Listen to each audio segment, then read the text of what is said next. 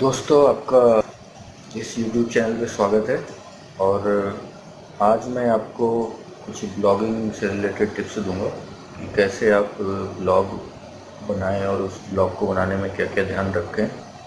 और हम खासकर बातें करेंगे कि ब्लॉगिंग में किस तरह से गलतियां होती हैं और उन गलतियों से हमारा ब्लॉग में क्या असर पड़ता है।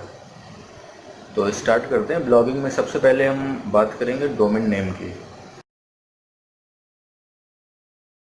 डोमेन नेम जैसे कि आप टाइप करते हैं ऊपर abc.com या आप लिखते हैं webanimax.com या google.com, तो ये सब डोमेन नेम है।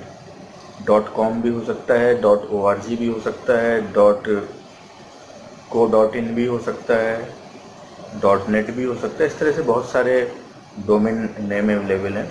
तो आपको अपने ब्लॉग की हिसाब से, आपको अपने ब्लॉग की कैटेगरीज या ब्लॉग का जो किस तरह के ब्लॉग आप बना रहे हैं, आप ब्लॉगिंग से रिलेटेड उसमें कुछ टेक्निकल चीज़ें डालेंगे, आप उसमें इंटरटेनमेंट से रिलेटेड ब्लॉग बना रहे हैं, लाइफस्टाइल से रिलेटेड ब्लॉग बना रहे हैं, कि आप हेल्थ से रिलेटेड ब्लॉग बना रहे हैं, तो आपको इन सब चीज़ों का ध्यान रखना पड़ेगा।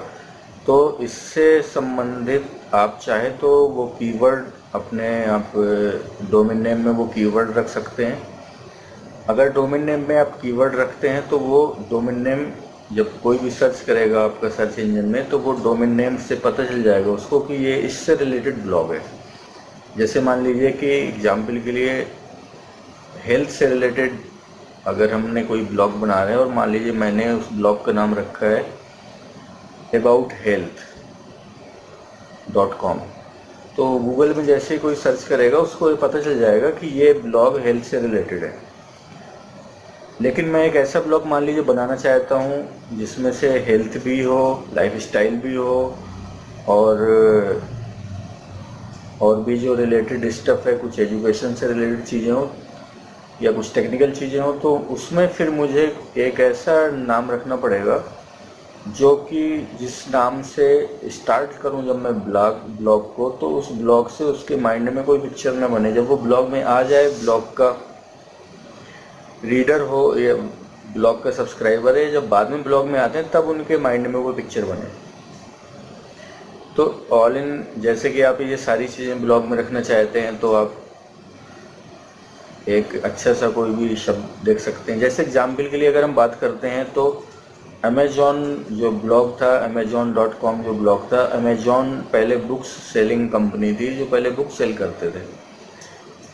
तो अब आज के समय में अमेजॉन जो बहुत बड़ी कंपनी है, जो ई कॉमर्स में बहुत सारे प्रोडक्ट और सारे प्रोडक्ट लगभग वो ऑनलाइन सेल कर रहे हैं। तो अगर उन्होंने स्टार्टिंग में बुक सेलिंग के टाइम में अगर उन्होंने मान लीजिए इसका नाम रख दिया होता onlineBookseller.com, तो क्या इस साइट के थ्रू वो कंटिन्यू अब उस ब्रांडिंग कर पाते, कंटिन्यू अगर वो आज के समय में बुक के साथ साथ और प्रोडक्ट बेच पाते? क्योंकि वहाँ पे क्या होता है कि फिर आपका माइंड जो है ब्लॉक हो जाता है कि ये इस तरह की साइट है और इससे रिलेटेड है। जैसे कि हम बात करें, कोई भी साइट है हिंदी की है अगर, तो हिंदी की साइट में बहुत सारे लोग हिंदी शब्द जोड़ देते हैं या ताकि उससे पता चलता है कि ये हिंदी की साइट है, या उस डोमेन में वो हिंदी शब्द रख देते हैं जिससे ये पता चल जाता है कि ये हिंदी से रिलेटेड साइट है। लेकिन बहुत सारी ऐसी वेबसाइट हैं जिनसे हमें पता नहीं चलता है, जब हम जाते हैं तब हमें आइडिया लगता है।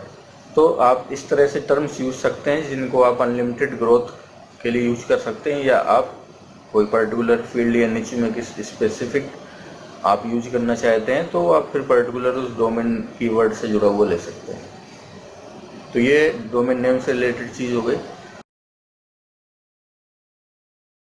डोमेन नेम लेने के बाद में आप स्टार्टिंग में कुछ ही रिलेटेड सब्जेक्ट को कैच करें, कुछ ही रिलेटेड सब्जेक्ट्स पे ही फोकस रखें।